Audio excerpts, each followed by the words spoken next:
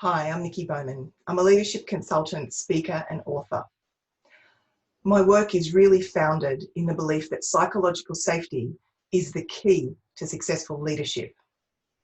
And today's focus is on the role of psychologically safe leadership in a virtual world.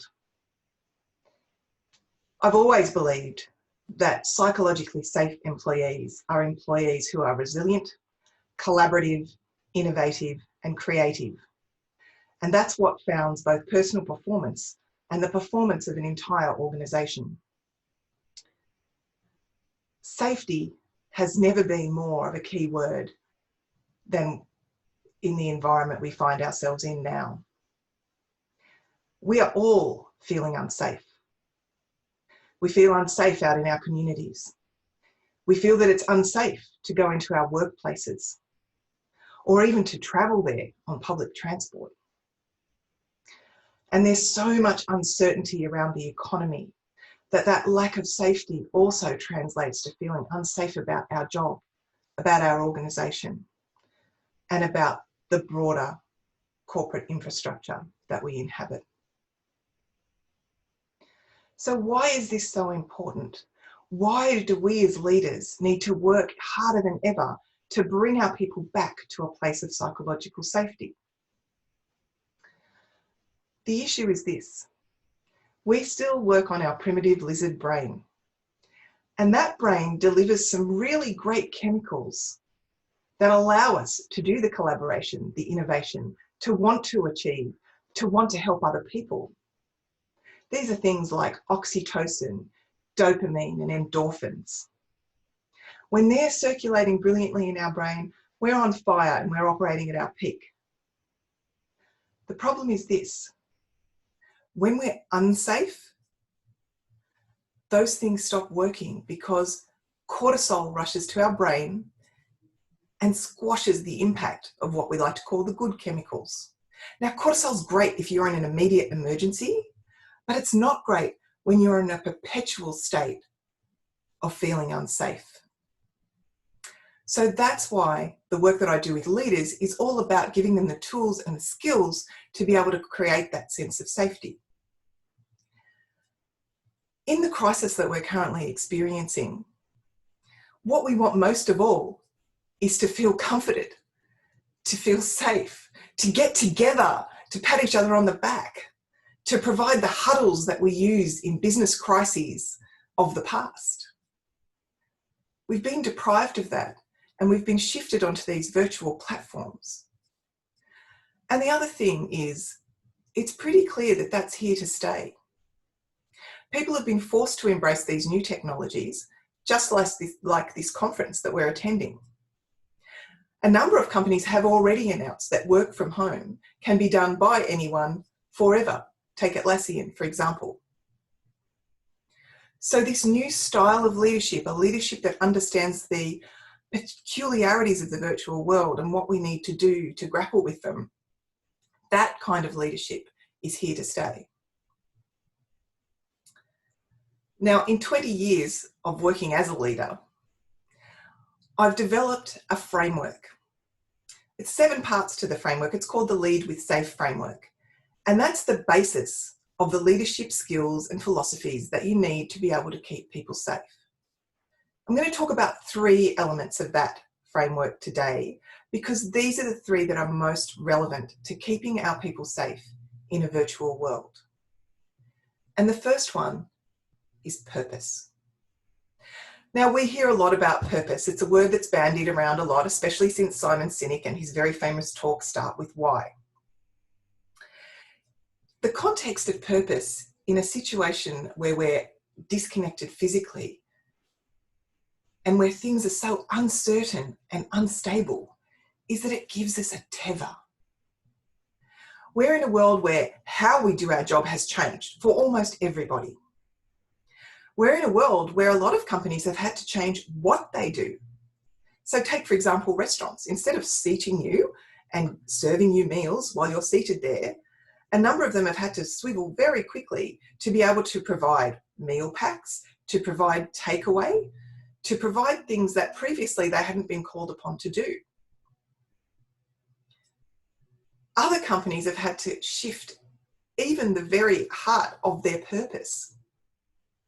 But what's really important is there needs to be that thing to tether to. You see, the uncertainty of changing how we do and what we do and suddenly being thrust into something new. Once again, here comes the cortisol. There goes the collaboration, the creativity, the innovation. Have you spoken with your people about the purpose of your organization? About the purpose of your team? Have you worked to reconnect them with that purpose, or to perhaps connect them to a new purpose? Take Stage Kings, the Australian company, which made sets for theatrical productions. When the live entertainment industry shut down, their business model was shot.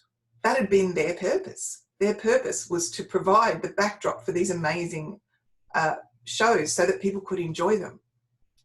They were able to shift that purpose and now produce desks, stand-up desks, computer monitor stands, and all of the things that facilitate and enable us to work in this way.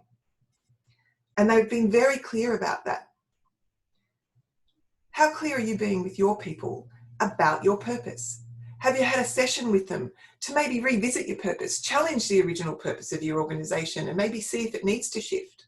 Or if it doesn't need to shift, are you reconnecting them with purpose? Have a session with them specifically on that. Capture it in your weekly meetings. Talk to them about, well, who's done something this week that they think has really fed our purpose?